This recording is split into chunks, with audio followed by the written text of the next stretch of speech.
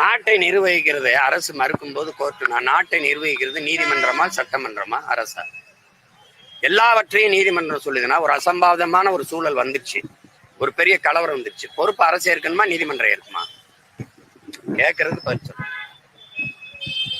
நீதிமன்றம் ஏற்குமா? உட்கார்ந்துட்டு இதை செய்யி அதை செய்யி நீட்டு எழுது மதுக்கடை, அதுக்கு அரசின் கொள்கை முடிவு, அதை மூட முடியாது. இது இந்த மாதிரியான போக்கு இது எப்படி? இந்த நாட்டை நிர்வகிக்கிறது சட்டமன்றம் பாராளுமன்றங்களா இல்ல நீதிமன்றமா? கேட்கறதுக்கு பதில் சொல்லு. நீதிபதிகளை நியமிக்கிறது யாரு? வானத்திலிருந்து இறங்கி வர்றாங்களா இந்த ஆட்சியாளர்கள் நியமிக்கிறாங்களா? யார் நியமிக்கிறது? நியமிக்கிற ஆட்சியாளர்களுக்காக பேசுவீங்களா கீழே இருக்கிற மக்களுக்காக பேசுறீங்களா? நீங்க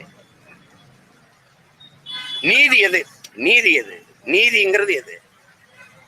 ஒரு சமத்துவத்தை, அமைதியை, நேர்மையை, உண்மையை நிலைநாட்டுவது. இருக்கிற அமைதியா இருக்கிற நாட்டுக்குள்ள குழப்பத்தை, ஒரு பிரச்சனையை உருவாக்குவதில்லை. திடீர்னு எங்க முருகன் மேல உங்களுக்கு என்ன பற்று வருது? திடீர்னு இத்தனை ஆண்டுகள் எங்க இருந்தீங்க? எங்க இருந்தீங்க? ஏன்னா உங்க ராமருக்கு மார்க்கெட்டு போயிடுச்சு. அங்க வந்து பூரி ஜெகநாதர் எடுத்தீங்க, அங்க ஐயப்பனை எடுத்து பார்த்தீங்க, இப்ப இங்க முருகனை தொட்டு பாக்குறீங்க. வேற என்ன? உங்களுக்கு முருகனுக்கு என்ன சம்பந்தம் இருக்குது? சொல்லுங்க, என்ன சம்பந்தம்? ஏன்னா ராமருக்கு அங்க மதிப்பு இல்லாம போயிட்டுது. கோயில கட்டிட்டீங்க, அந்த பிரச்சனை முற்றுப்பட்டுருச்சு.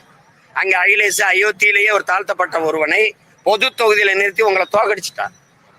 அங்க செத்துருச்சு, அங்க செத்துருச்சு, அங்க முடிஞ்சு. அதுக்கப்புறம் மாநிலத்துக்கு இருக்கிற ஒவ்வொருத்தனும் எவன் பெரிய மதிப்பு வச்சிருக்க அந்த இறை இருக்கோ அந்த நம்பிக்கை தூக்குறீங்க.